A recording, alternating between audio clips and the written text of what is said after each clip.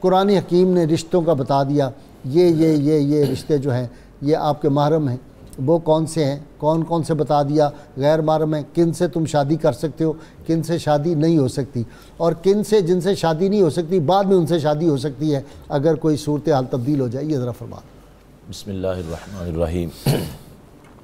غازی صاحب، جس طرح اسلام نے لقمہ حلال کھانے کی طرف بہت زیادہ اہمیت اس کی بیان کی ہے، زور دیا ہے اس پر کہ اس سے انسانی جو جسم کی نشو و نما ہے وہ پاکیزہ رہتی ہے، اسی طرح ہماری جو نگاہ ہے اس کی پاکیزگی پر بھی اسلام نے بڑا زور دیا ہے کہ اس سے پورا معاشرہ جو ہے وہ پاکیزہ رہتا ہے۔ تو قرآن کریم نے سورۃ نساء میں اللہ تبارک و تعالیٰ نے بڑی تفصیل کے ساتھ ان رشتوں کا بیان فرمایا کہ حرمت علیکم امہاتکم و بناتکم و اخواتکم، کہ تم پر یہ جو رشتے حرام کر دیے گئے جن کے ساتھ نکاح کرنا، اس میں فرمایا وہ تمہاری مائیں ہیں، بیٹیاں ہیں، بہنیں ہیں، و عماتکم و خالاتکم، پھپھیاں ہیں، خالائیں ہیں۔ اس کے بعد فرمایا بنات الاخی، بھائی کی بیٹی جن کو ہم بھتیجی کہتے ہیں، و بنات الاختی، بھانجی۔ یہ تو وہ بنیادی 7 رشتے ہیں جن کا قرآن پاک نے یہاں حرمت کا ذکر فرمایا کہ ان کے ساتھ نکاح ہمیشہ حرام ہے، کوئی صورت نہیں ہے کہ اس میں نکاح جائز ہو سکے۔ اس کے بعد پھر کچھ رشتے ہیں اور نسبتوں سے حرام ہوتے ہیں، اس میں فرمایا وَأُمَّهَاتُكُمُ اللَّاتِي أَرْضَعْنَكُمْ، وہ تمہاری مائیں جن کا تم نے دودھ پیا ہے، جن کو ہم رضائی مائیں کہتے ہیں۔ رضاعت سے بھی رشتے حرام ہوتے ہیں کہ جو رشتہ نبی پاک صلی اللہ علیہ وسلم نے ارشاد فرمایا کہ جو رشتہ نسب سے حرام ہے وہ رضاعت سے بھی حرام ہے۔ رضائی بہن سے بھی حرام ہو گیا، رضائی پھپھی، خالہ، وہ سارے رشتے، دادی، یہ سارے بھی اسی میں آ جاتے ہیں۔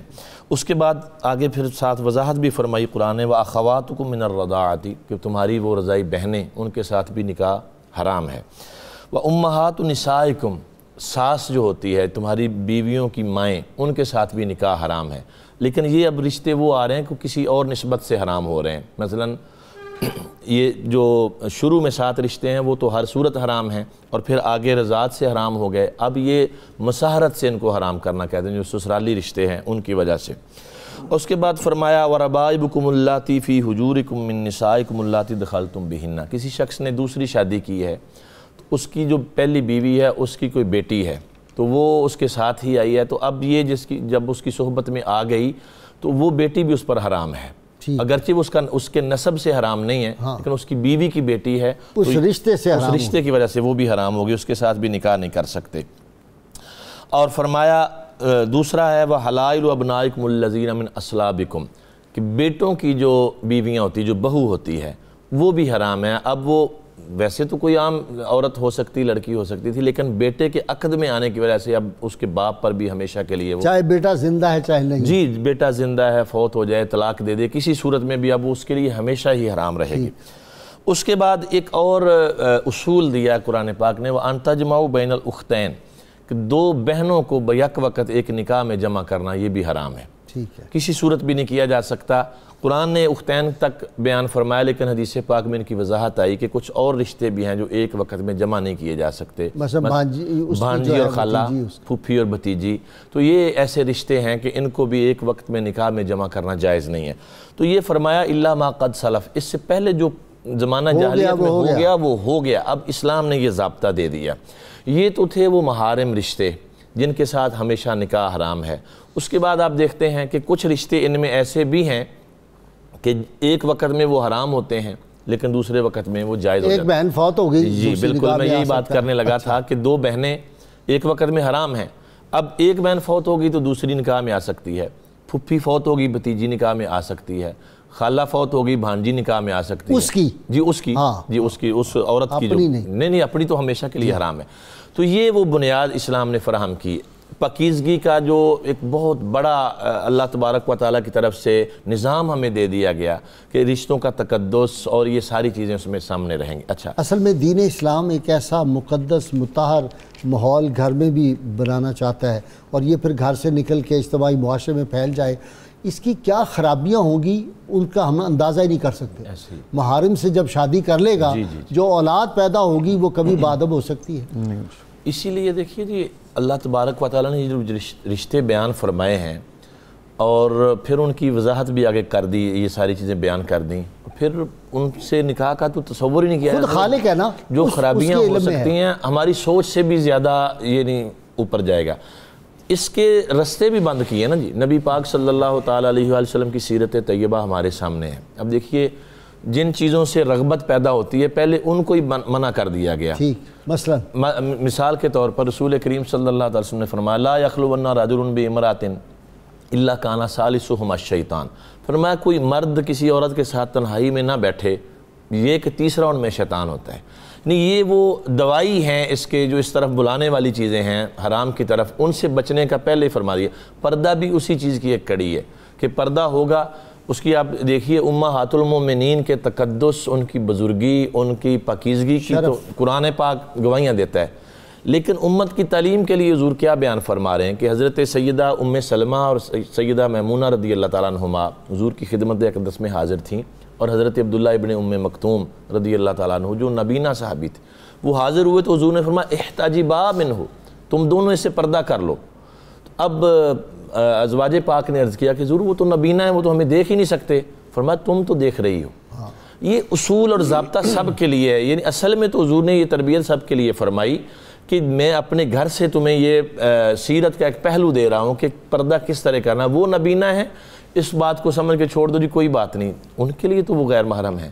اسی طرح ہمارے معاشروں میں ایک اور بہت بڑی خرابی ہے کہ بچے بڑے ہو چکے ہوتے ہیں لیکن ہم کہتے ہیں ابھی بچہ ہی ہے، تو اس کے سامنے قرآن پاک نے ابھی پروفیسر صاحب نے جس آیت کا حوالہ دیا سورہ نور کا، اس میں ان بچوں کا ذکر کیا گیا کہ ان بچوں کو رسائی حاصل ہے کہ ان کے سامنے آپ زینت کے محل ظاہر کر سکتی ہیں خواتین جن کو ابھی خواتین کے بارے میں علم نہیں ہے ان معاملات کا. یعنی وہ چھوٹے بچے ہیں، جب وہ بڑے ہو جائیں بالغ ہو جائیں تو پھر ان سے بھی اسی طرح پردہ کرنا. تو ہم بڑی دیر تک بچوں کو بچہ ہی سمجھ کے ٹریٹ کر رہے ہوتے ہیں جبکہ وہ بچے نہیں رہے ہوتے. اس سے کن کن جگہوں پہ جہاں پہ شیطان حملہ کرتا ہے کہاں کہاں پردہ ہونا چاہیے، کس طرح ہونا چاہیے، کیا صورت؟ اس کے لیے دیکھیے ترمذی شریف کی ایک روایت ہے، وہ بڑی رہنمائی کرتی ہے ہمارے اس حوالے سے کہ حضرت میمونہ بنت سعد رضی اللہ تعالیٰ عنہ وہ فرماتی ہیں کہ رسول اللہ صلی اللہ علیہ وسلم نے ارشاد فرمایا الرافلۃ فی الزینۃ فی غیر اہلہا کمثل ظلمۃ یوم القیامۃ لا نور لہا، کہ وہ خاتون جو اپنی زینت کو ظاہر کر کے چلے پھرے اور جو اس کے دیکھنے کے اہل نہیں ہیں ان کو دکھائے، فرمایا وہ قیامت والے دن اس قدر تاریکی میں یعنی مجسم تاریکی میں ہوگی، کوئی نور نہیں ہوگا اس عورت کے لیے. تو یہ اصل میں ہماری بہنوں بیٹیوں کے لیے اس میں بڑی تربیت ہے کہ اگر آپ کو راہ چلتے بھی اپنی زینت ظاہر کرنے کی اجازت نہیں ہے تو کیا یہ اجازت ہے کہ آپ بن سنور کر ایسا میک اپ کر کے آپ وہ آرٹیفیشل نیل لگا کے جن سے نہ وضو ہو سکتا ہے اور نہ غسل ہوتا ہے، وہ طے جم جاتی ہے میک اپ کی. اور پھر آج کل تو خاص طور پر یہ ایک نعت خوانی کا ایک سلسلہ بنا. نعت پڑھنا بہت اچھی بات ہے، رسول پاک صلی اللہ علیہ وسلم کی تعریف ہے، لیکن اس کی بھی کچھ حدود و قیود ہیں خواتین کے لیے. جب وہ خواتین کو سنائیں اور اپنی آواز کو اب محلے میں محفل ہو رہی ہے اور پھر اس کی جناب سوشل میڈیا پہ لائیو چلایا جا رہا ہے اس کو، اور آوازیں گونج رہی ہیں محلوں میں، اسپیکر لگے ہوئے ہیں بڑے بڑے، تو یہ جو آواز کا نزاکت اور لوچ ہے یہ ایسے دلوں آواز کا بھی پردہ ہے. جی بالکل، یہ کہہ رہے ہیں عورت کو اگر بات کرنی پڑے قرآن نے یہ فرمایا ہے فَلَا تَخْضَعْنَ بِالْقَوْلِ کہ اپنی آواز میں نرمی اور لوچ پیدا نہ کرو، باوقار طریقے سے،